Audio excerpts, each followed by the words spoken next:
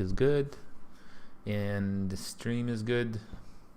We did have a power outage today because of the pretty rainy weather we had. But also really cold times.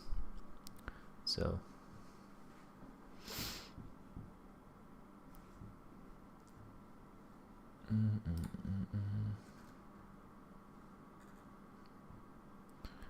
Are we live? Pretty sure.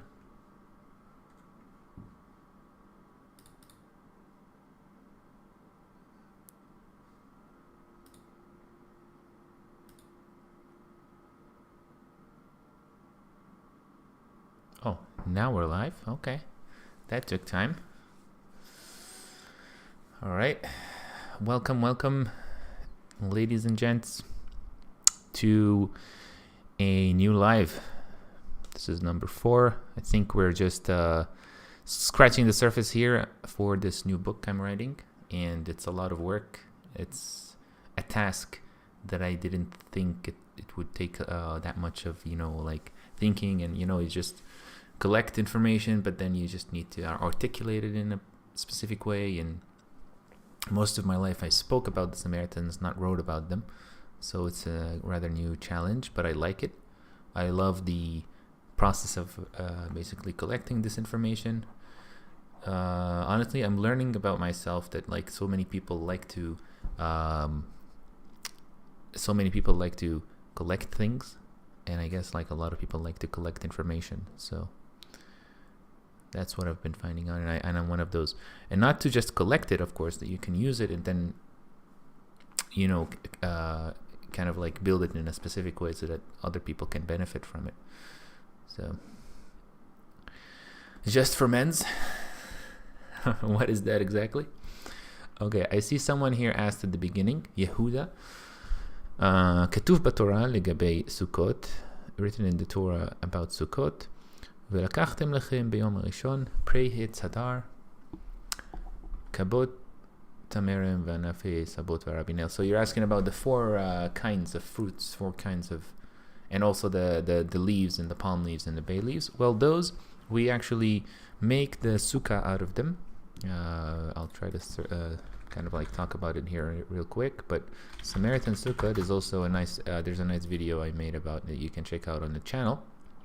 But I'll talk about it briefly here in a second. So if you look here, these are different photos of how a Samaritan sukkah looks like. Every year we kind of like build, some people build the same shape every year. My family specifically, I mean, they are one of the families that like to, have a different shape kind of every year. This one specifically I took a picture of, and I posted it on Reddit, so I see it's here. But yeah, basically the 4 kinds of fruit, vegetables and leaves. The most important ones are the pomegranate, the lemons, the etrog, and the citrus in the middle. And there's leaves above the sukkah that we actually also put. So these are the 4 ones. We don't have the, when we hold hair dye on my beard. Actually, yeah, some people think that I have like a dyed hair, I dyed my beard, but actually this is natural, believe it or not. I had to grow it to know that. Maybe it's from my grandmother's side. He has a kind of like brownish hair.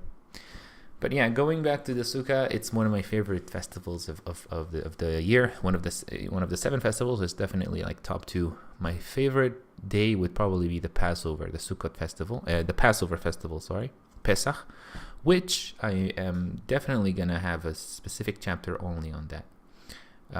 What I'm gonna also include about the Passover in the book is that there were some years that were kind of challenging for the community to make the Passover on top of Mount Gerizim. So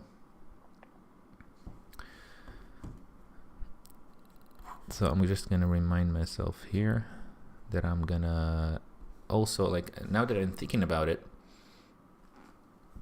there are some years that the Samaritans were stopped from making the Passover on the top of the mountain, unfortunately. That was pretty challenging times for the community. But at the same time, they still did the Passover in Nablus, in the city of Nablus, above the roofs, is what I know. So, thank you for confirming, Larry. All right, so you can ask questions in English or in Hebrew. I don't mind. Sitting is a command for the sukkah, and taking is for minim. Sitting. You mean like v'yashaftem? Well, we don't sit exactly all day under the sukkah, or we can still, go out, go to work during those times. But most importantly is that technically, to fulfill the commandment, you should actually spend as much time as you can under the sukkah. And I think for me, it's a win-win situation. I love sitting under the sukkah. It's a beautiful time, and it smells incredible. Looks amazing. What's really interesting about the sukkah is, if you remember in in the Parashit, the first in Genesis, was it in Genesis? Yeah, of course. Literally the first few phrases. We can look at it here. I have this. I don't know if any of you know this website, but I just found this. It's called stepbible.org, and it has the Samaritan Pentateuch in English. Now, I have no idea who is Alexander Sigalov, and I'm not sure if this website is 100% accurate. If you do know it, you please do confirm it in the comments here. But so far, I've been reading it, and it's.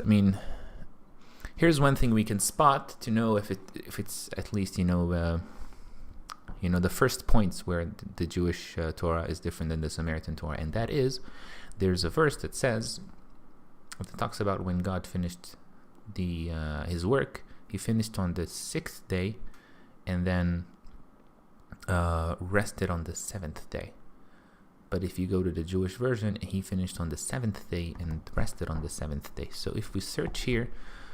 Alright,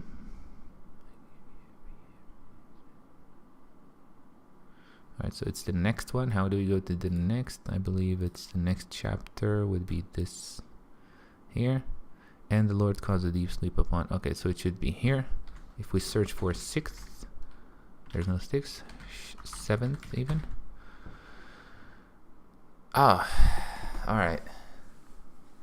See, this is why I've been skeptical about this website. Because... wait. It's actually correct. It is here, 6th day. On the 6th day, God ended his work, which he made, and he rested on the 7th day, which is correct. Now, if you go to the Jewish one, it has this God finished on the 7th day, God finished his work, and he rested on the 7th day. He asked for clarification a few years from Benny. He has had that site for a while. Thank you for clarifying that, Larry. Welcome, Julius. Okay, so the point I wanted to clarify about the Sukkot is that if you go to this chapter over here, and then we say that God basically gave Adam and Eve, he told them, you can go ahead and eat anything that is. Sorry, he created beautiful fruits to look at. Okay, so not only that they tasted good, but they are also look at. So if we search for fruits, and fruits are yielding its kind, and yielding fruit, be fruitful.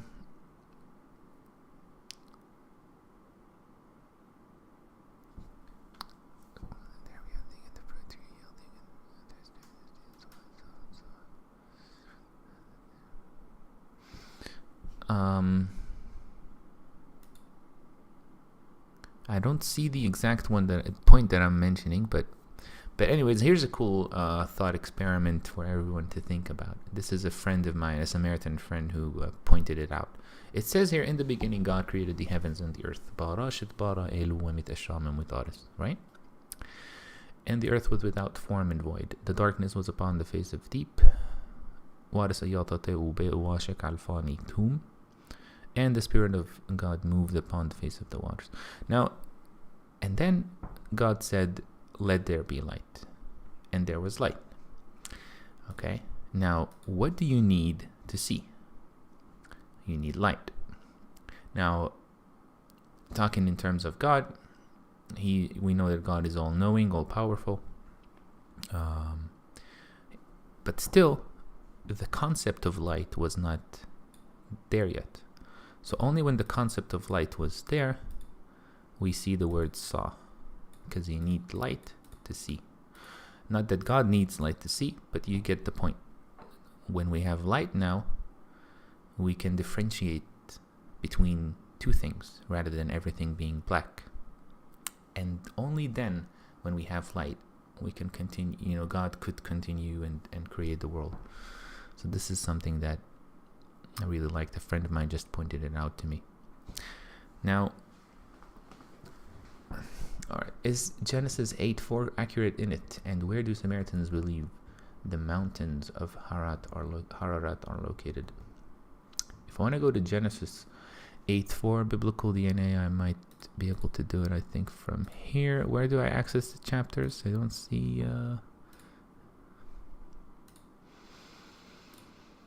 Sorry, I just opened this website, so I'm not... I did see there's a way to access them from here. If I go to... Oh, there we go. You said 8. And then you said 4. And the ark rested in the 7th month, on the 17th day of the month, upon the mountains of Hararat. Okay, so I think there's a controversy of where the ark rested, because we certainly don't believe it's on Mount Gerizim. We do have this belief that it started from Mount Gerizim, that the ark kind of started its journey from Mount Gerizim. That's, what we have from our ancestors. But Hararat is, I think, from what I heard, is around Turkey. So correct me if I'm wrong, but I mean, if you heard something else that where the Samaritans believe it is, but I think that's the last time I heard about it. It was around that. Welcome, Mindy. And not Hashishi like the Samaritans is actually correct. The Jewish version, V'yachol Elohim b'yom hashvi'i, and not like... I know what you mean, Yehuda. I mean, it's definitely a different, it's a different way. You can talk a lot about what could be more right. Some people say that Samaritans might have altered the word to 6th so that it didn't make sense that God finished, the changing of the Torah itself, the actual text. I think, ultimately the Levites, I think, if anyone could be allowed to change even the slightest bit of letters, it would be the Levites, and it would be for the better of the understanding of the whole nation. So I'm not saying that the Samaritans did it or they didn't. I'm just giving some arguments I read somewhere and heard somewhere. So yeah, Larry, I don't think I ever heard that it landed on Mount Gerizim or rested on Mount Gerizim. I can confirm that for you next time, but yeah, it was a kingdom called Urartu. Not sure about that one, but sure. Okay. And it came to pass in the 601st year, in the first month. By the way, we are now almost finishing the first book. And by the way, if you're wondering how do we call the books, the first 5 books, we don't use the word Genesis, Exodus, Leviticus. We have 2 ways to call the books. The first way is just to call them the first book, the second book. And that's actually, believe it or not, one of the most common way. I mean, the most common way. We have only 2, but the most common way to call the books is the first book, second book, third book. We have this in specifically in Arabic. We say al-awwal, al-thani, al-thalith. But we have also the of course, kind of like the Jewish people call it, like Barashit, Shemot. We do have that also. Well, but it's more like, for example, if we go to the second book, Shemot, and go here, Willa Shemot, right? Now these are the names. Ve'ele Shemot. So we just call the second book Willa Shemot Bani Yisrael Abba'im Misrima. Now, where are we now? If you are curious, we are around this chapter over here. Why is this, by the way? Shouldn't this show us like Hebrew here? Okay. I guess I just have to choose. So we're in like Bereshit, but it's still in Hebrew. That's weird. Okay, I can open. Cool website, by the way. Okay, stepbible.org if you want to check it out. They have apparently the Samaritan Pentateuch on. Alright, so, and it came to pass after these things that one told Joseph, behold, thy father is sick. So this is the next, I think, if we go back, it would be Bereshit, probably 47. It starts here with, and Joseph said to him, my father and my brethren, my brothers, and their flocks and their herds, and all they have are come out of the land of Canaan. I love the story of Joseph. And the thing about what it's going to be in the book is that I do want to kind of like touch a little bit on each prophet, like talk about their life a little bit, and maybe take some wisdom from each story that was mentioned about them in the Torah. And like just thinking about it right now, we are reading the parasha of Joseph now, Yosef. And what I really love about this story, there's so many things that you can learn from it, even though it's just one story. And one of my favorite ones is, if you think about it, Joseph was a really smart guy, right? And he went to Pharaoh and gave him this plan of how to save Egypt. And if you think about it, what he did is really similar to stocks today. Because he had this information that, he interpreted the dream, and now he has the information that the food will be scarce. First of all, it will be that there will be a lot of abundance in the food. And next, he said that there will be a lot of scarcity. So this is a really interesting thing, because he knew, now we know that there's going to be a lot of 7 years of abundance, so he could save up a lot of food, and then for those 7 days of scarcity, it's almost like the stock of the food is going to be really high, so he could make a lot of fortune from that. So that's one kind of economic wisdom, but there's there's definitely other things. Well, let's see, for example here, and he took with him some of his brethren. Is that like, that's the first time I know that brother is, I think brother, right?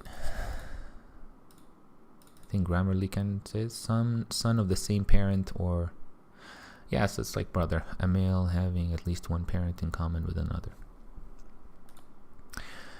And Pharaoh said unto his brethren of Joseph, what is your occupation? And they said to Pharaoh, thy servants are shepherds. Now, if you're familiar, shepherds and the work of shepherds were kind of like not very accepted in the Egyptian, traditions at that time. I think because they were probably like perhaps worshipping specific animals. Does anyone know in the comments why were the Egyptians against shepherds? In a sense, the Torah mentions that shepherds were, the word in Hebrew was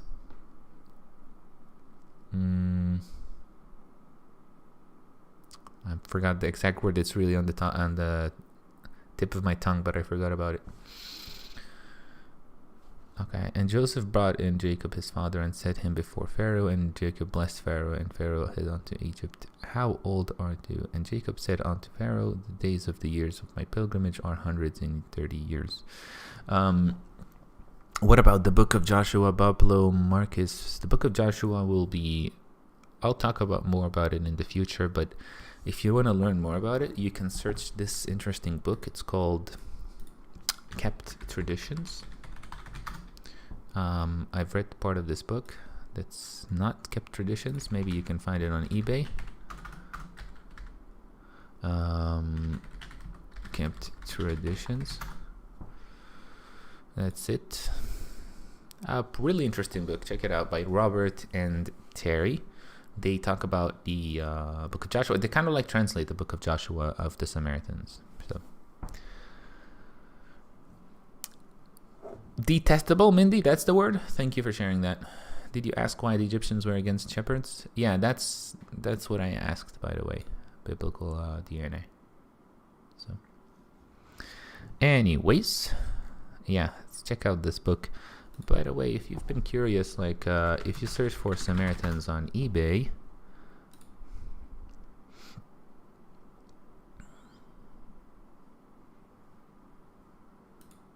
because there's not many books as you can see here, but Samaritans history, right? Because that's what it would probably say. The Samaritans in historical and linguistic perspectives. I don't think I heard about this one. All right, I'm gonna add it to cart. Check it out later. Did anyone hear about this one? The Samaritans in historical, cultural, and link. What does the description say here? Nothing much. It's just a textbook of 355 pages. Samaritan profile I know about. Here's an interesting one. The History and Religion of the Samaritans. Classic reprint. Jacob ben Aaron. Why is this name so familiar? Jacob ben Aaron. But this is a... Wow, that's interesting. I'm definitely adding it to cart.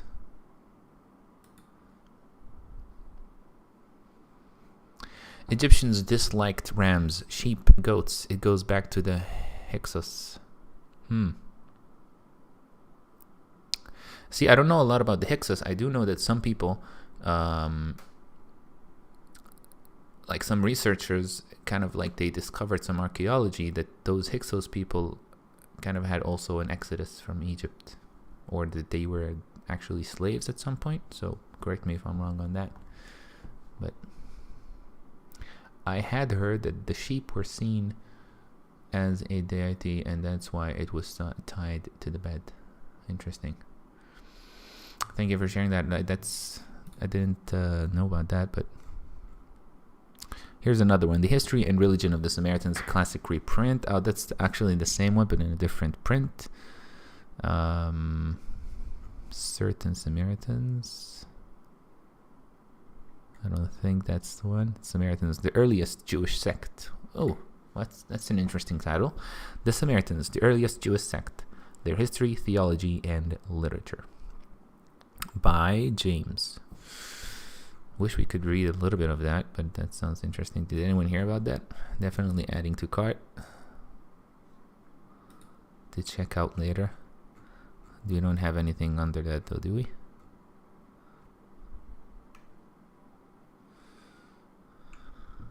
I think Hashem put it that way, because we're really not allowed to sit in the table of demons, the detestable part.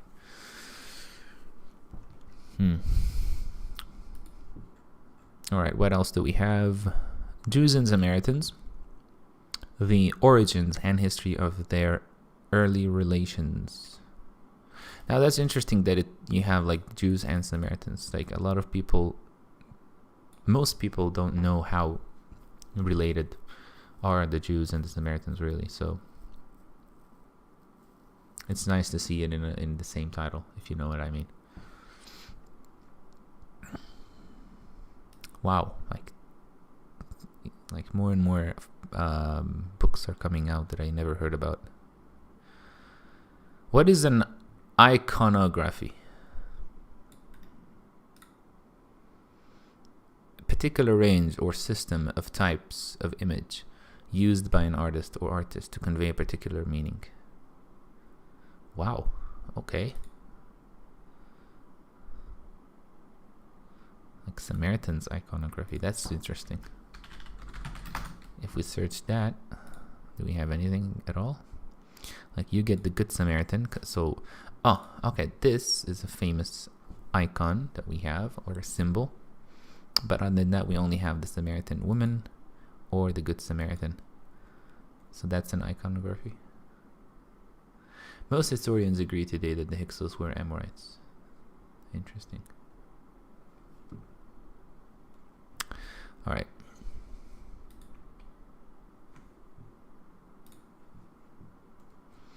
So let's continue here. What we have in the next parasha. When that year was ended, they came unto him the second year and said unto him, we will not hide it from the Lord, from my Lord, now that our money is spent, my Lord. Okay.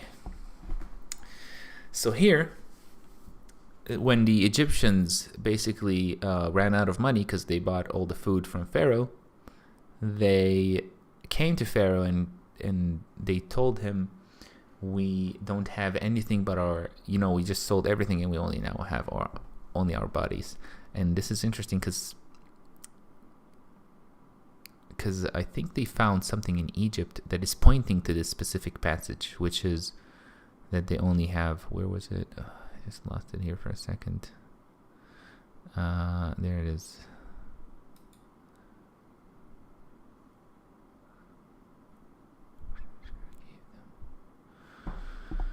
I lost it for a second here, but it should be here, something like that. There we go. So they said here, there is not aught left in the sight of my Lord, but our bodies and our lands. So they found some kind of like either writings or something in Egypt that kind of talks about this passage, like an archaeology that kind of talks about this. Now, anyway, when they went to Pharaoh and they told him this, some of you probably know that Pharaoh just actually bought their lands, or for the food. So this is how it kind of like all the land, or most of the land, went to kind of like the government in Egypt. So can you touch upon the claim of the Kohen Yefet if the Samaritans once wore both tzitzit and tefillin like the Jews? So Yehuda, I'm really not sure if I can prove that or not, because I'm not sure where to search. But I'm sure that at some point that like during the last 2,000, 3,000 years, any time between that time, the Samaritans did wear that. They did wear those the tzitzit, and it's really simple because they had no reason not to. Now it's a little bit different. So. But it's interesting to know, like, I don't think there's sources out there that kind of says that Samaritans used to wear it, unless, I didn't read all the books out there, obviously, so there might be some books that have some reference about any Samaritan that talked about it. ChatGPT, I just wanted to ask, list books about the Samaritan community by Samaritans themselves. Do you think it would know? Because, the Samaritans rarely publish their books online, but... okay. Need to log in again here.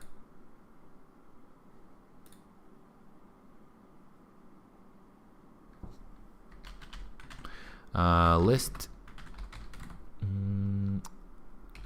books and research. Well, let's list books about the Samaritan community. I've read a good amount.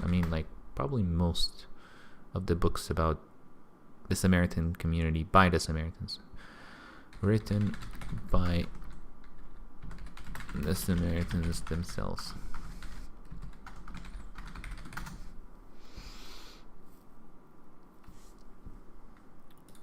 ChatGPT is having kind of like a problem here, but maybe it's onto it now.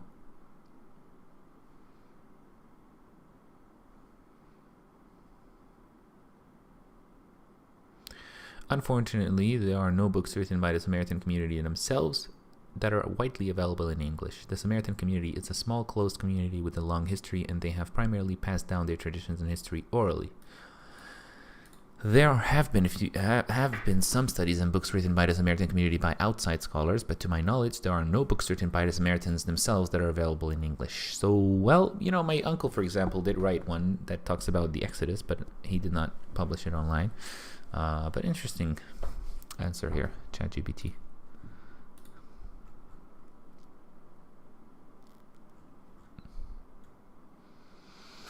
Okay, so I want to explore a few photos here also and talk about it. It might bring me some ideas to talk about the book because, see, here's how I imagine kind of like some pages to look like in the book. The chapters are going to have the beginning as a kind of like a verse that I might choose from the Torah in ancient Hebrew. The reader, he's also going to have this kind of like reference for ancient Hebrew, which looks like this. Literally kind of like this, that you will have at the beginning of the Torah, at the beginning of the book, not the Torah. I'm not writing a Torah. And then it would be just cool experiment for people who don't even know any ancient Hebrew at all to kind of like try to guess what is this verse, right? For example, I might start the book with, in the beginning God created the heavens and the earth. I might start it with this passage at the beginning of it. And then I would, begin the chapter. And of course, under it, I would probably save some time for the reader, and then, just explain what this verse that I chose would mean, the translation of it. That's one part. And then another part, of course, would be like each chapter would include different photos. And I want those photos. I have some interesting photos already that I collected, but I'm just searching the web for some interesting ones, and I really want them in high quality. So if you do know any sources of really high quality photos about the Samaritans, I'm specifically looking for really ancient, like really old one, not ancient. We don't have photos like ancient photos, but we have old photos. If you know how to get vintage photos, like I know that, I did search list, let's say ChatGPT list sources of vintage photos I can get on the Samaritan community. What do you believe of the afterlife? Pablo Marcus, we do not have exactly any kind of explanation about the afterlife, but we do have like the belief that we kind of return to God because we came from God. We were given the neshama, right? That God kind of like breathed in Adam we call it the breath of life, and then after that he was alive, and then he came back. So we kind of like come back to God. Now, is that the afterlife? What is coming back to Hashem or God is? Different explanations. Some people, well, a little bit, if you search the Samaritan literature, you would find a little bit about like talking about the afterlife here and there, but there's no agreed consensus about what exactly is the afterlife in the Samaritan religion, believe it or not. But then again, Samaritans do believe that that itself, like for example, Enoch is mentioned to have kind of like meditated to God, and then it's mentioned that God took him, and that's just simply, many people believe it's just simply another way to say that he just died. But it's interesting that the Torah talked about it in a sense that God took him, so it's almost like coming back to God. What does that mean? Is it becoming, there's another verse that says, Ki afar ata ve'al afar tashob, because you are mud, and to mud you shall return. So it's almost like you come back to the universe, maybe coming back to God, to the universe. We'll talk about it, but all right. So it has some lists here. When I asked it to list sources where I can get vintage photos of the Samaritan community, I got different things. I got, for example, National Library of Israel, the Israel Antiques Authority, the American Colony Collection, the Eretz Israel Museum. So these are all kind of like, I guess, physical places that I need to go to. They may have photos of archaeological sites and artifacts related to the Samaritan community. The American Colony Collection. Did anyone hear about that? This is a collection of photographs taken by photographers from the American colony in Jerusalem. It's an interesting one. If I search here, Samaritans photos.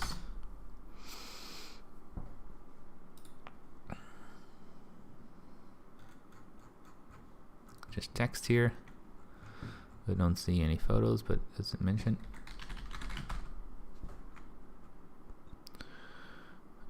It says here, including documentation of the locust plague of 1915 and the Passover ceremonies of the Samaritans in 1917. So that's one of the most, common years where we have photos of the Samaritans practicing the Passover ceremony. So it's interesting. All of these I did see, would love to get, like, for example, one of my favorite photos of all time is this one. But I would love to get it in high quality. I have the, like, the museum has an actual physical copy, but this is actually my favorite one. Lenny Ben David uploaded this one.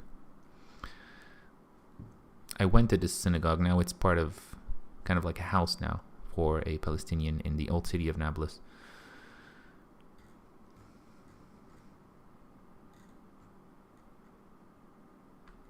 It's a nice photo also. Now, if you go to this Samaritan synagogue here, it would be kind of difficult to recognize that it was a synagogue because, unfortunately, like, I think 50% of it got kind of destroyed because of the wars that has been happening in the last 100 years. But like a good side of it did survive. Check out this one. That's such a beautiful photo here of the Passover. This is probably one day before the Passover. Absolutely my favorite time of the year. I just love that time because, during that time, the next day, it's Passover. It's the most favorite day of any Samaritan. But at the same time, during that time, where you're preparing the unleavened bread, and first of all, the smell of the unleavened bread is, oh my God, it's really good. But then, the gathering of the families and all those other things are also amazing. Some families, can chant and sing, and some families just, like bring some food together. And see, I really miss those times when this is why I'm hunting for those photos specifically, because you see they're sitting in nature, and it's literally in April, right? Like either April, probably at the beginning of May, because we have May, for example, like the Passover ceremony is in beginning of May, 3rd of May this year. But anyway, during this time, you know that all the mountain is green, absolutely breathtaking weather. It's just heaven. So I love those times. See the lamb here being like the carcass of the lamb being cleaned. The carcass also is put on a long stick here because there's a verse that says we shall not break any bone. And then the prayer afterwards. I think this might be the pilgrimage. A good chance that it's a pilgrimage. Still offering animal sacrifice. Julius, we do not have an animal sacrifice other than the Passover ceremony. So you can look that up. Samaritan Passover ceremony. This is the only Passover sacrifice we have. Shalom, Sam. Welcome. Do the Samaritans believe in the archangels, which are the cherubim mentioned on the above the ark? Cherubim, you mean? Yes, but I'm not sure what do you mean in believe. Do we believe in the ark? Because this is actually one of my favorite verses in the Torah because it has this beautiful melody. So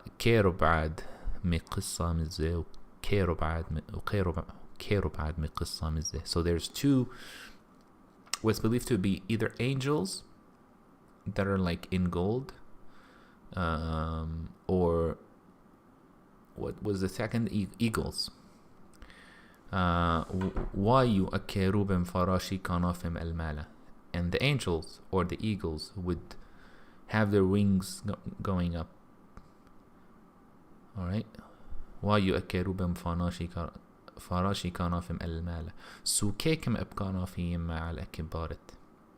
Which means, I think that's the correct translation in English. And it means like their wings are touching on the kibbaret, which will create kind of like this, I guess you can call it like I don't know if a portal or something.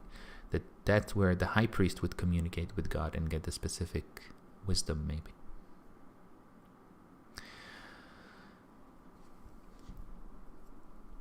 Happy birthday, Sam. Many healthy years. Amen. Can you tell me about why Samaritan Kohanim is EM35, E1B1A, M78 instead of rest of Kohens of Jews, J1 over 98%? I'm so sorry, Duvid. I'm not 100% familiar on DNA tests yet, although we do have DNA biblical DNA. Maybe he knows more about it than me.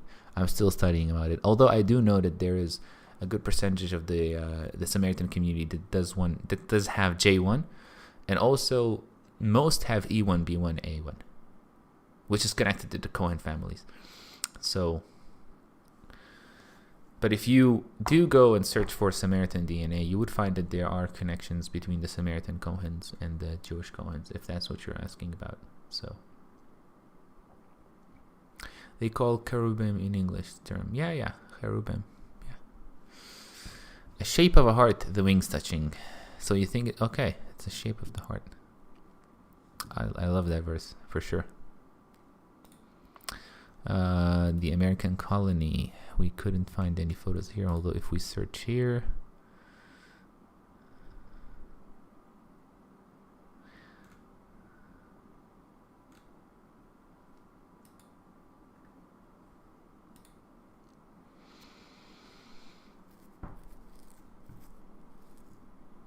thank you for the help, Biblical DNA.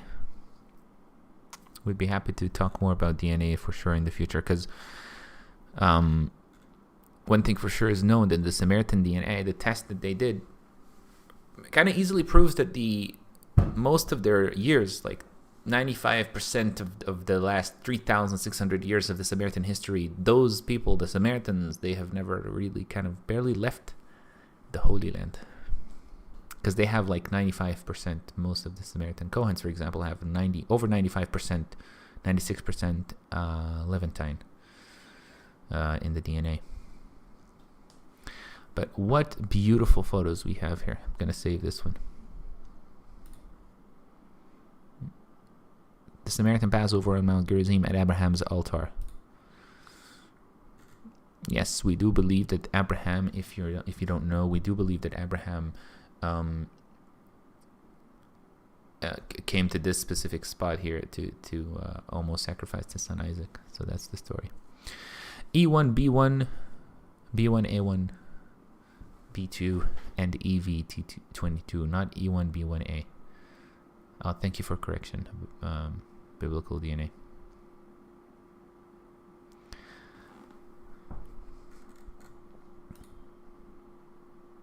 Samaritan Passover on Mount Gerizim, the high priest eating with staff in hand. See, because I like that he mentioned this in the title, because in the Torah it does say in ancient Hebrew, Mateni kimma egirem nali kimma bregali kimma wakaltima utu bepazon. Mateni kimma egirem, which means that you shall have you see the priest here with what's on his waist, right? Chagora in Hebrew. Mateni kimma egirem. Nali kimma bregali kimma, which means that you shall not eat it barefoot, because that's what the slaves used to do, and this is a celebration of independence from slavery. So, and you shall eat it hastily, because the Egyptians the Israelites, when they were going out of Egypt, they had to finish fast. So during that time, we have to kind of eat fast. You don't have time to kind of like my Torah teacher used to tell me that he used to tell us when he used to teach us as students that during that time when we eat the lamb, you don't have time to go and take a plate and then sit on sit here on the side and you're not in a restaurant. In short, he just told us you don't go and make a salad for yourself and eat it.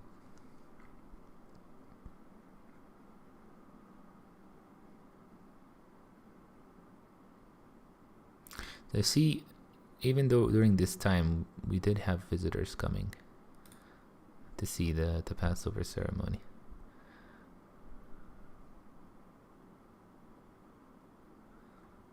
Super interesting to see those photos. Can you get my book in India? Sam, I'm sure I'll be able to send there. Where can I send you colorized Samaritan high priest pictures? Biblical DNA. I'll share my my email. I mean, you can send it just here.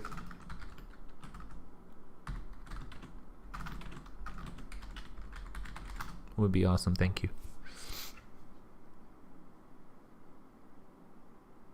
Oh, I thought you meant my book, Sam, but thank you. I mean, for sure, if you do want to order my book, make sure it reaches India. Some more photos we have here. Is that even? No, that's not on Mount Gerizim. Now it's a little bit farther. So.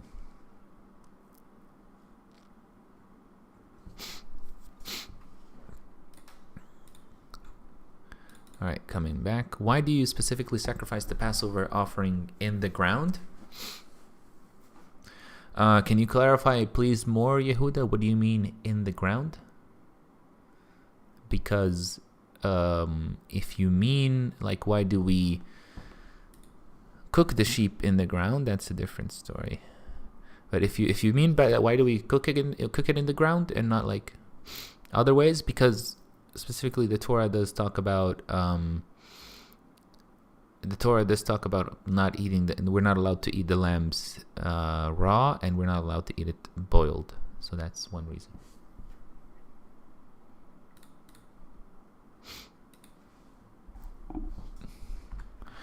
All right. So I want to ask a little bit about. So one time I asked it about some sources. Now, let's go and see, like, for example, who is Moses?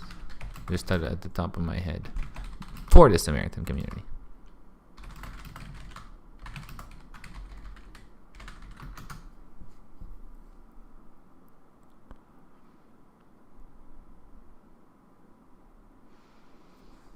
Because, like, the answer for us is that Moses is like the holiest prophet.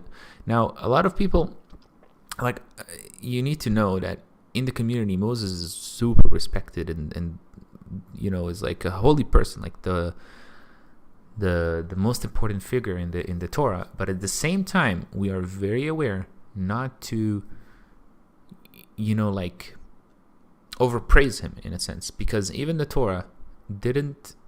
Like what the priests, for example, what our ancestors mentioned, that when we talk about Moses and when we want to talk about where he was buried, it is not known by anyone where he was buried. And one of the reasons why some Samaritan scholars and our priest would tell you is that it's because perhaps if we knew where he was buried, that people would go there and kind of like worship his tomb or something. That's one speculation of why we never know where Moses was buried, but we don't have an answer here yet. All right, if you want to know another difference between the Samaritan Torah and the Jewish Torah, it's hard to find the exact numbers here because we don't use numbers. Again, in our Torah we don't have number 12, 11, the number of chapters even, we don't have that. But one thing you will see about Samaritans, and you will know, is that we know the Torah really, really well, because first of all, these are the only 5 books that we have, and second of all, we read it several times, like read every parasha of the week, right, verse of the week, several times every week. So that's one reason, probably. What's your opinion about Genesis 6:4? The sons of God came to the daughters of men. Sam, I'm not sure exactly how can that be explained, but I did hear about, I think, if I have to remember, how did our Samaritan priests interpret that? What did they say about this? Sons of men.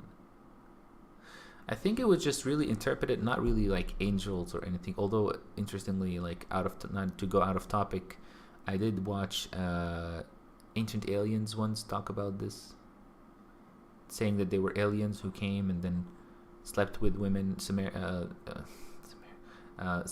with humans, and kind of like, I don't know where did they come up with this theory, but just that's something I remember. But when it talks about when our Samaritan scholars talk about this and priests, I think they just mentioned that there were just some people, like, they were humans, really, like part of the other, of the world, other part of the world, but they were just called the sons of God. It's just another way to refer to them as humans.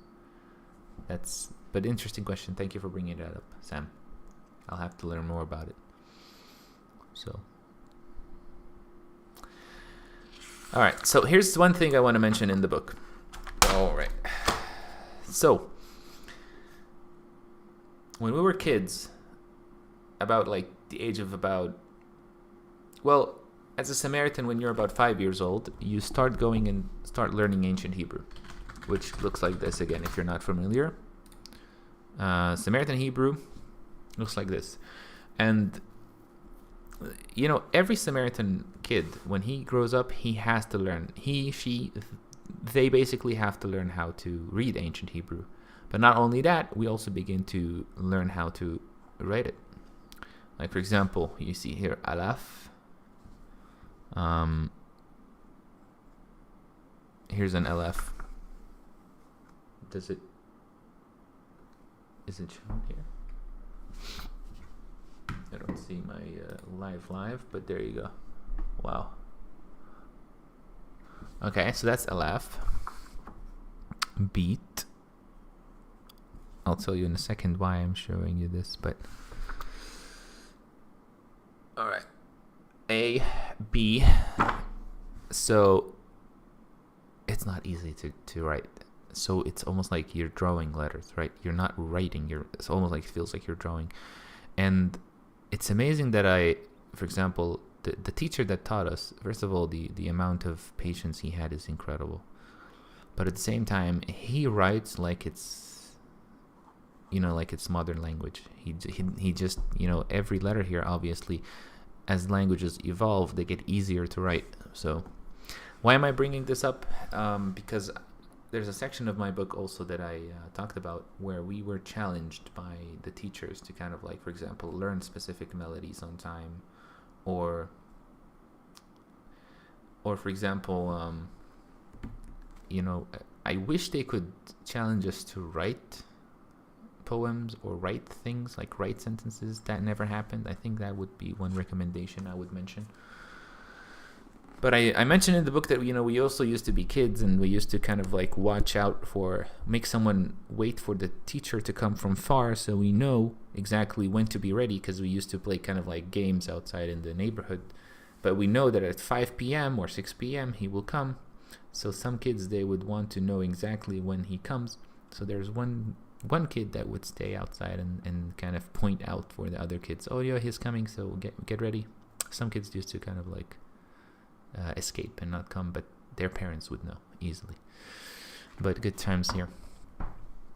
Does anyone know how is the Greek language connected to the Hebrew language? Because I know that in the Greek language, there is alpha, beta, gamma. So who came first? Does anyone know? Alpha, beta, gamma, and we have alaf, bet, gamma, and dalat. Like if I had to guess, it's probably Hebrew first, right? Makes sense, maybe. So, what do we have? Do you include the book of Joshua for Samaritans? I'm not sure, Jacob, Eliyahu, what exactly do you mean? Where do I include it? Oh, I think you mean do we read it in the 5 books? We don't read it as much. It's more like historical. Some people might ask to read it, but the actual important stories we pass down orally. But we don't read the Joshua book as often, the Samaritan version.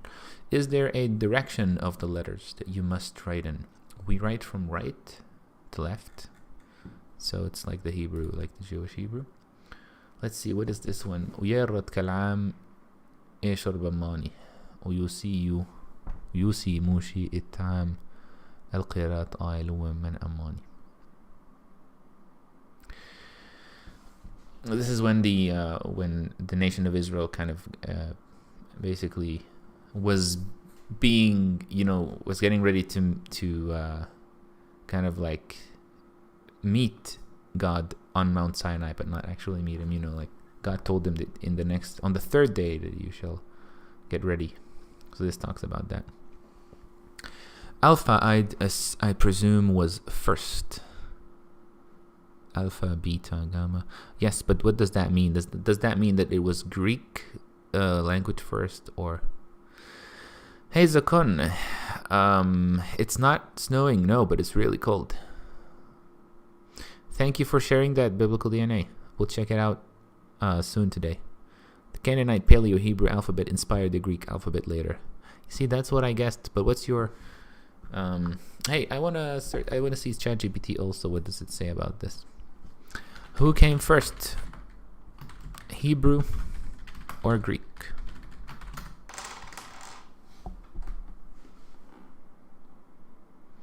A lot of load on ChatGPT these days. But maybe you heard in the news there's another competitor coming, which I think is called the BARD by Google. Wow, AI is really coming fast, guys, if you're noticing. Alright, the Greek civilization is generally considered to have emerged earlier than the Hebrew civilization, with the earliest Greek civilizations dating back to around the 8th century BCE, while the Kingdom of Israel, one of the earliest forms of the Hebrew civilization, was established around the 10th century BCE. So it didn't talk about... Oh, I should have asked it about the language. But now that it talked about the Kingdom of Israel, if I asked it who lived in the Kingdom of Israel, that would be interesting, because we know that it was called the Kingdom of Israel in the north and the Jewish, or the Kingdom of Judah in the south.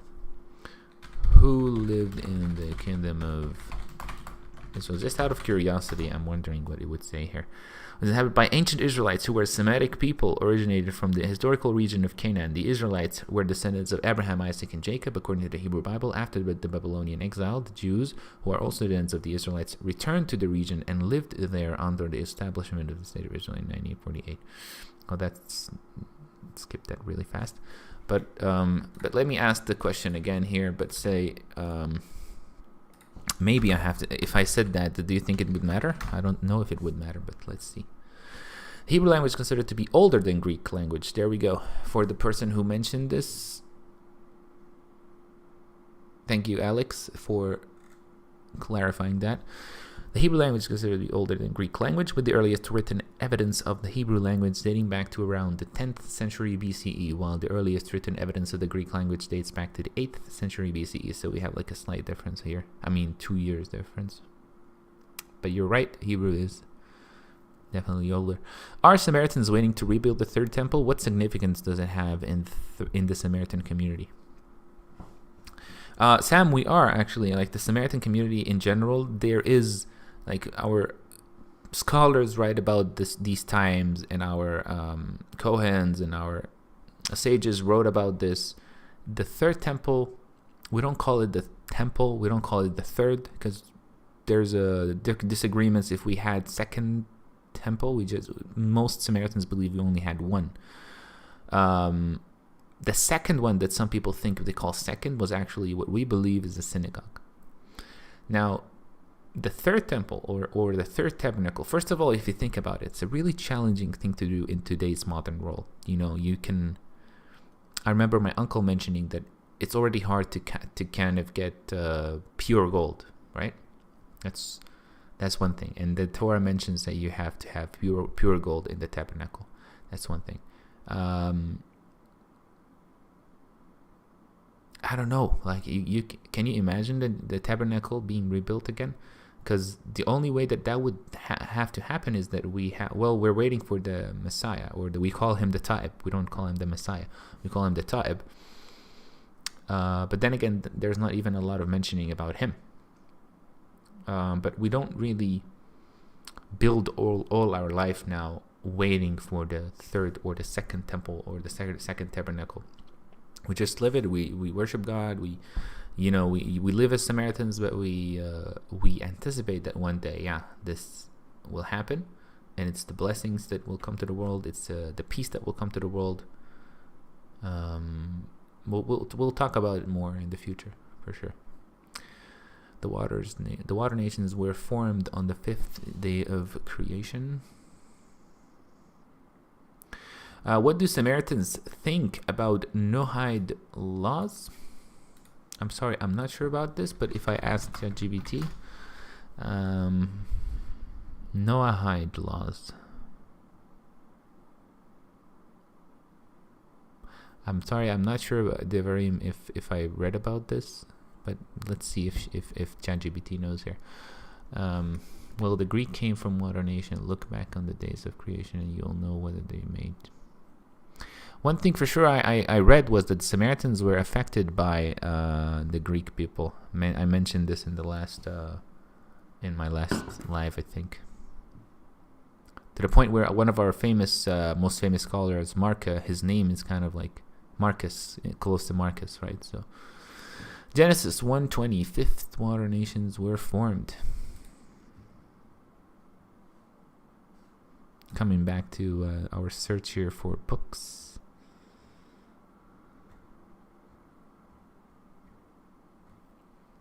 That's it for now, I guess. No answer here yet. Roots 10 here.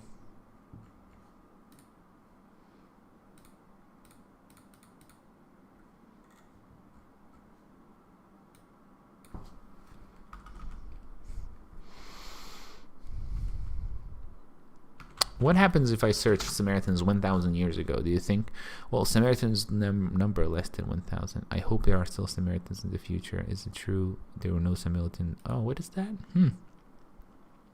Someone asked on Quora, famous website for questions. Is it true that there were no Samaritans until 500, 700 years after Moses is supposed to have existed? The Quran states that Moses dealt with a Samaritan during this time. Oh, this is a really common question that I get asked. Because when, in the Quran, apparently, that when Bnei Israel, when the Israelites built the calf, the golden calf, it kind of mentions, the Quran mentions that the Samaritans, not the Samaritans, but there's a person called Samari, which happened that today Samari means Samaritan. But at that time, remember, the Israelites were not really split already. They were only the Israelites, but they were split after 450 years, according to, to our belief and to many other scholars. So, what did someone here reply? I don't mean to hurt your feelings if you're a Muslim, but the Quran gets a lot of stuff wrong. There were no Samaritans in the time of Moses. I don't think the Quran gets a lot of stuff wrong here, particularly in this answer. I just think that someone was called Samaritan, really, Samari. And then the word Samari kind of came after the Samaritans. The word Samari is kind of like Samaritan. So, the southern kingdom was basically the tribe of Judah, and it survived a lot longer, which is why we call them Jews now. Now it was disputed whether the people known as Samaritans, who were there at the time of Jesus, are mentioned in the Gospels, were really descendants from the 10 northern tribes of Israel. They themselves believed that they were, but the historical books of the Old Testament tells us that when the Assyrians conquered Israel, they deported all the people and brought in people from other parts of their empire to populate the region. We know the story, and these people then adopted a version of the Israelites' religion. To give you a short answer, Muhammad was going to use Jesus, Moses there, Jesus met. I answered the same question before. There's even another question about this. Why does the Quran say that a Samiri person, Samaria, were Aaron when Samaria didn't exist at that time? Alright, this is a common question that I actually get asked, but yeah, there you go. Here's a documentary you can watch here that I helped make, but it's originally made in it was originally made to be in French. My grandfather here. This is in my engagement day. Here is also me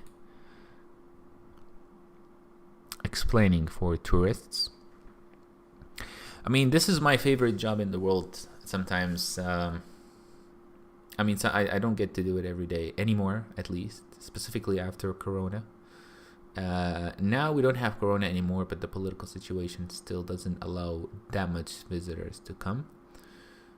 But this job was, and still is, one of my favorite things to do in my free time. It's talking about the community and then talking and learning more about other people's traditions, because we used to have tourists from all over the world, come and ask questions about the community and learn about the community.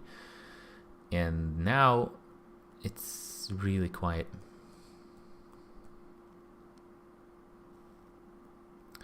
I mean, although I just had tourists now, like 20 students, 25 students, about like an hour ago, but still that doesn't happen every week. So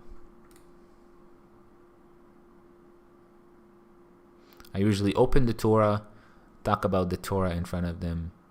And what's unique about, like, you know, when the tourists come for the first time, and I mentioned this in the book, you know, here's what's interesting. You know, as a human today, if you have internet, and chances are most people today, I mean, I don't know, like 4 billion people have internet. They know the languages that are mostly used around the world. They know English, Hebrew, Arabic. You know, they have the kind of like a sort of image of how it looks like in their mind. But then they come and see this language, which is an ancient Hebrew, or this font, and they're like, whoa, okay, this is the first time I see, you know, this language. Almost like the Georgian, if you've ever seen Georgian. It's a really weird language for them because it looks like drawings. And this is one of my favorite parts because I like to explain each letter. So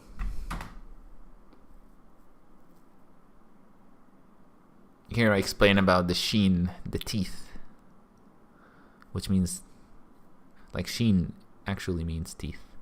I also take tourists on the top of the mountain. And for example, here at this part, this is the Byzantine church on top of the mountain.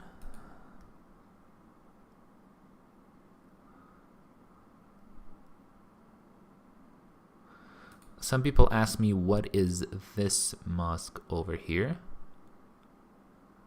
This is was built by Sheikh Arif.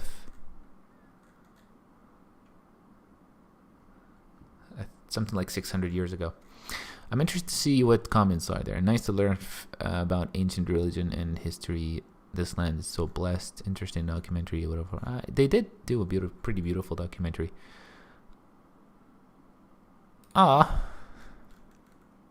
If the world was filled with men like Abdallah, that's kind of her. What a good Samaritan. Sure, thank you. All right.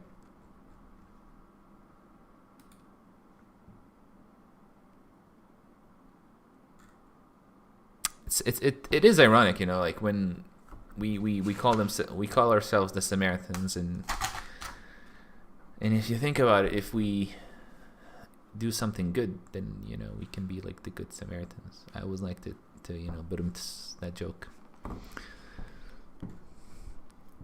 All right, what do we have here, guys? Are Samaritans Levites? Well, half of us are Levites, Julius. Yes, we believe that half of us, something like 400 out of the 800, are from the Levite tribes.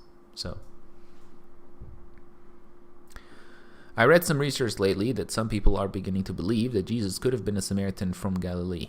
Are there any legends of this among the Samaritans? Interesting. No, I don't think I heard about this. Really interesting, though. But you know, there is this kind of interest by Jesus you can see in the Bible about the Samaritans, right? He came with his student once to a Samaritan village, although he was denied entry. Not sure which book was not sure which book was that. He talked about in the Bible. Also, there's a story of him healing 10 lepers, I think it's called, and only a Samaritan went to thank him. Now, why is that? Why is the story mentioned, right? That why did only a Samaritan came back to ask to thank him? And then you have the Good Samaritan story, and then you have the Samaritan woman at Jacob's well. So why are these connections with the Samaritans at that time? It makes you wonder. But I would like to know, where is this research you're talking about, Devarim, about Jesus' possibility being a Samaritan? Abud, are you going to add some Samaritan prayers in your book? Yeah, for sure. I'm not sure to what extent. It's not going to be a lot of verses. There's going to be some, you know, examples here and there. but I'm definitely going to add, yeah. How about the other half, Julius? The other half of the Samaritans is believed to be from the two tribes of Joseph, Ephraim and Menashe.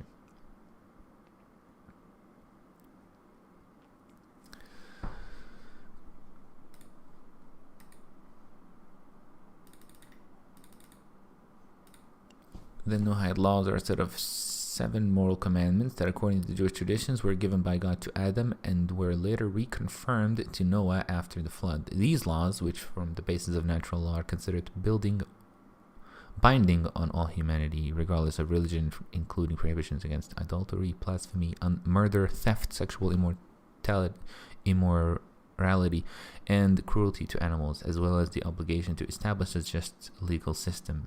Never heard about this. Interesting. In Judaism, the observance of these laws is considered to be the minimum moral requirement for non-Jewish individuals, and the tradition holds that the righteous among the nations of the world have a place in the world to come. Okay.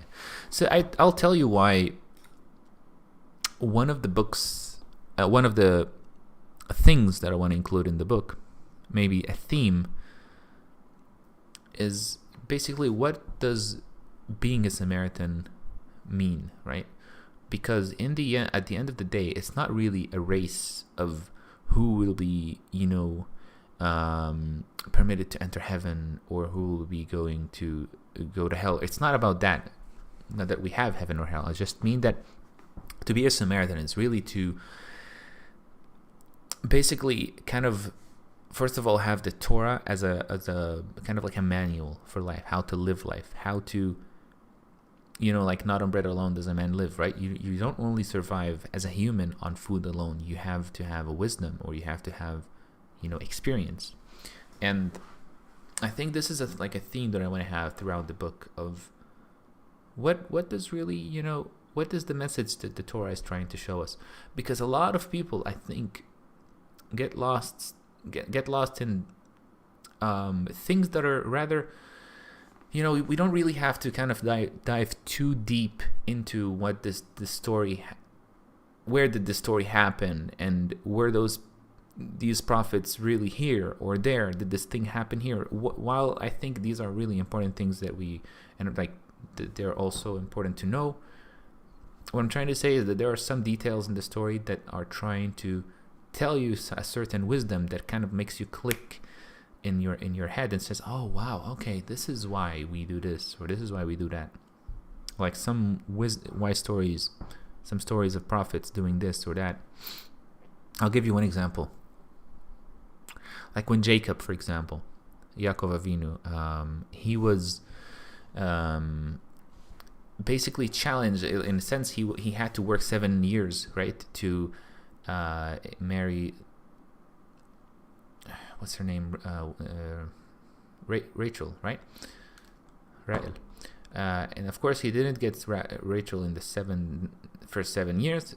It took him another 7 years, and then only then, he suffered he says that he suffered long nights of cold and no sleep, and in the day it was really hot.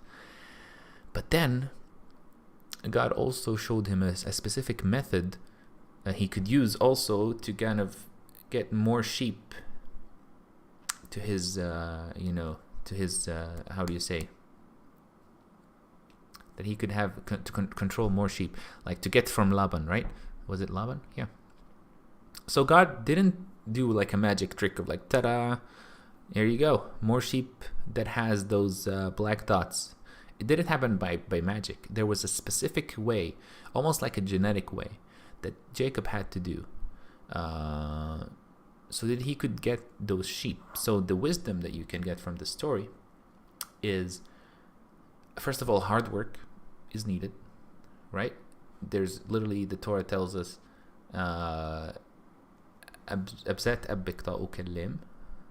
which means like from the sweat of your face, you can eat food.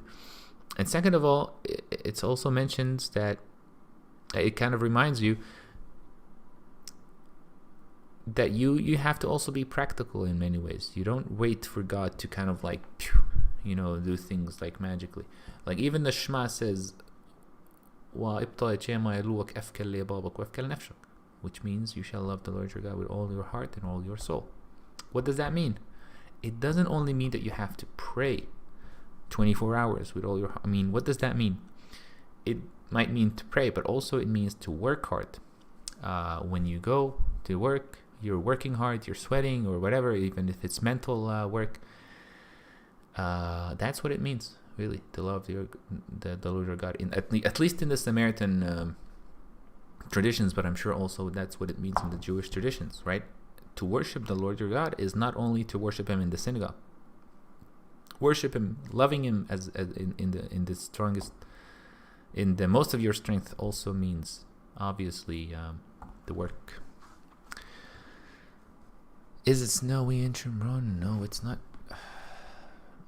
Could I ask Abud, do Samaritans believe in celestial beings, angels, etc.? I'm sorry if it's a stupid question. My apologies for lack of any knowledge for asking, perhaps. No problem at all, Nikolai. We do have the belief in angels, partly because it's mentioned in the Torah, right? But that doesn't mean we stop believing in them, right? So that's the only thing we have as far as celestial beings, that there's angels.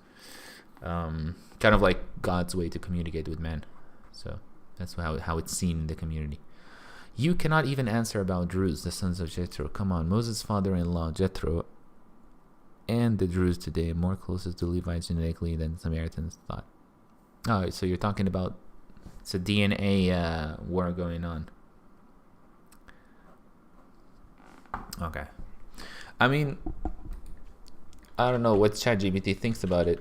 Do Samaritans relate to Kohens around the world?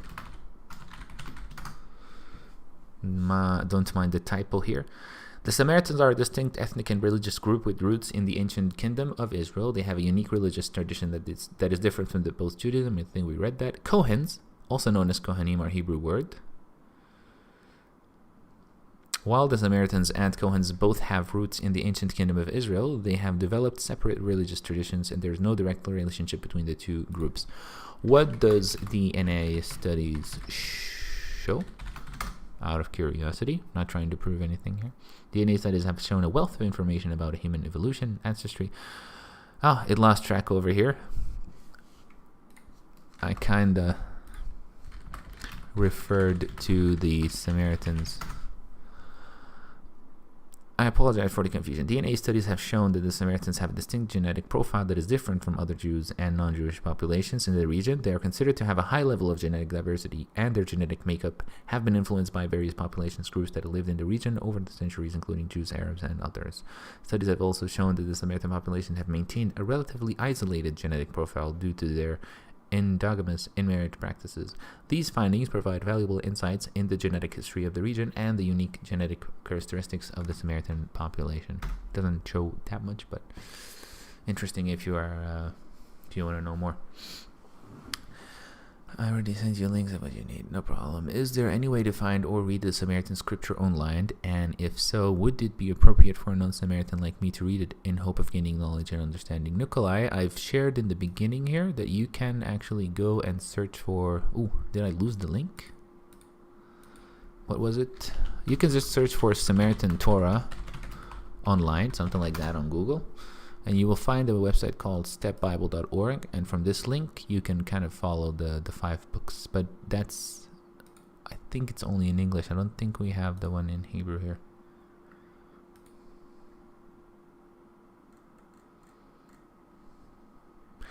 By the way, one of the most important differences between the Jewish Torah and the Samaritan Torah is the word chosen.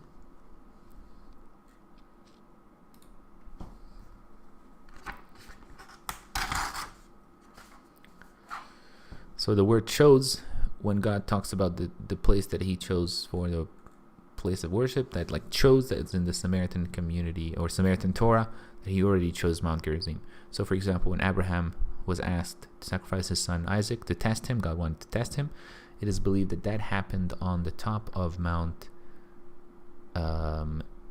Gerizim. And there's also the story of Jacob when he woke up from the dreams and he had the angels falling up and down. That's also believed to be on Mount Gerizim. Because this is why we have the story of the Samaritans going, the holy place of the Samaritans being on Mount Gerizim.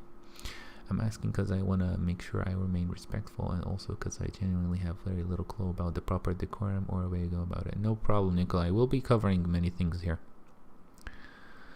Do you think I can still find the Samaritan prayer book? I wanted to share a few things about it also here and in the book, but also want to talk about it. Samaritan prayer book online, PDF maybe. There it is, I think.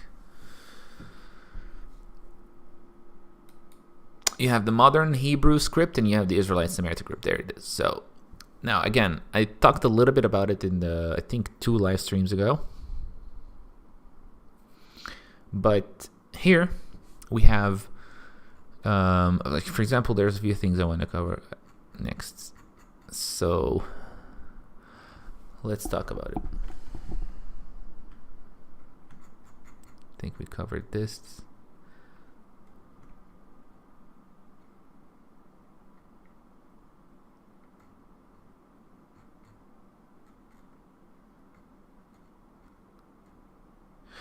Now we have 3, you see here we have Aleph, Bet, Gimel, A, B, C, right? Again, A, B, C. Again, A, B, C. And then on the right side, you have La Beqar in the morning. And then here also and under you have La Erev at night. So our daily prayers, they include 3 bow downs, if you want to call them, right? That where we put the 2 hands on our face, like bowing down on our faces. And it's usually, for example, we have, see here, for Yom Ad, which means the morning of Sunday, first day of the week, we would read these 3 bow downs. For example, the first one, this is what Abraham said to God, that he's thankful of what he did with him. Here it says, ويبارك أوتي ويبارك يوسف يا عمر عيلو ومشر إطالك وأبوتي الفان وأبرام يساق عيلو مرايوتي ميودان عدا يمسا مالك عيلو مكرا. It means that God blessed me and blessed Joseph. ويبارك أوتي ويبارك يوسف. And here it says, I believe this is what Jacob said, right? Ha Elohim harae uti midani, the Lord that protected me from the day of my birth till this day, Amalek aga eluti mikara, the king that protects me from all bad.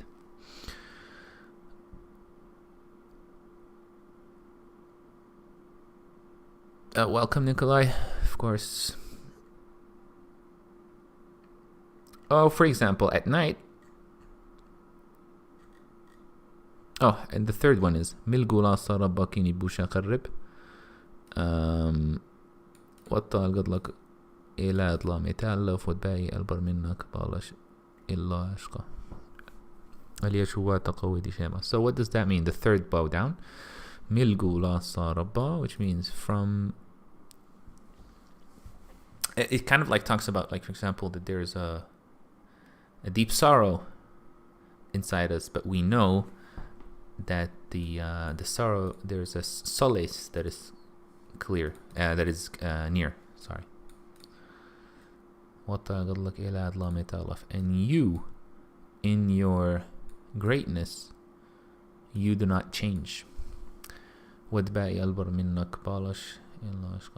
And anything without you is nothing. Here we also have the night of the second day. So the night of Monday, we have those 3 bow downs. So the first one is, and if they ask me what is his name, what should I tell them? Now, who said that? That's Moshe, right?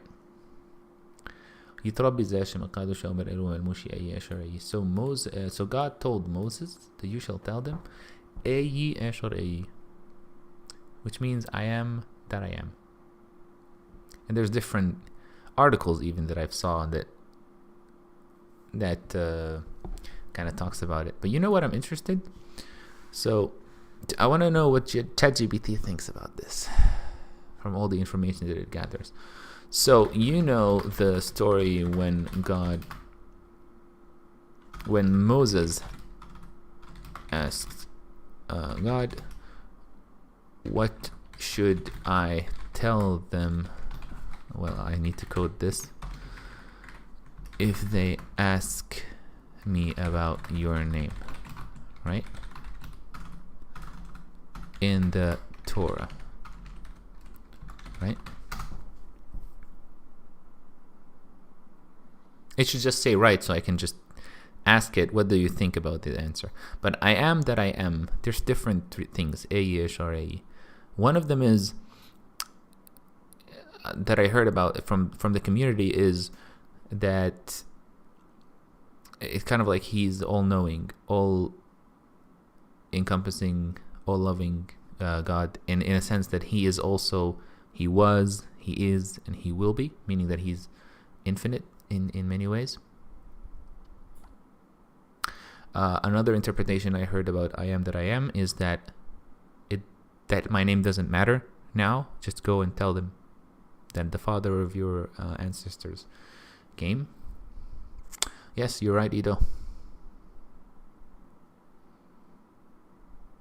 A turban would be alright, Nikolai, yeah, but you can really use anything to cover your head. It doesn't have to be a turban. So, I wish there was like less. Yes, I'm familiar with the story in the Hebrew Bible. Moses is recorded as asking God what name he should use when speaking to the Israelites about God's presence and power in Exodus. God replied to Moses, I am who I am. Nice. So the response has become known as the Tetragrammaton, and it's considered by Jews to be a sacred and unpronounceable name for God. Interesting, but what is a Tetragrammaton? The 4 letters Yud He Vav He is an ineffable name of God in the Hebrew. But what does Tetragrammaton mean?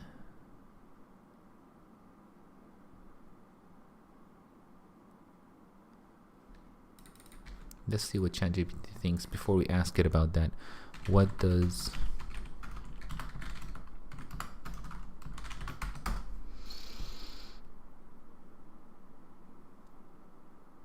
is a Greek word that means 4 letters. So like, I think it's just mostly connected to YHWH, Yahweh. Now we don't have the pronunciation, but at the same time, it's not like if we mention the name, it's like a curse or it's like blasphemy. We don't have the pronunciation. That's one thing. But if you read it somewhere and you mentioned YHWH in a specific way, it's not like you committed blasphemy or anything. It doesn't mention that in the Torah. But out of respect, we say Shema, which just means Hashem, or the name. What do you think is what I want to ask.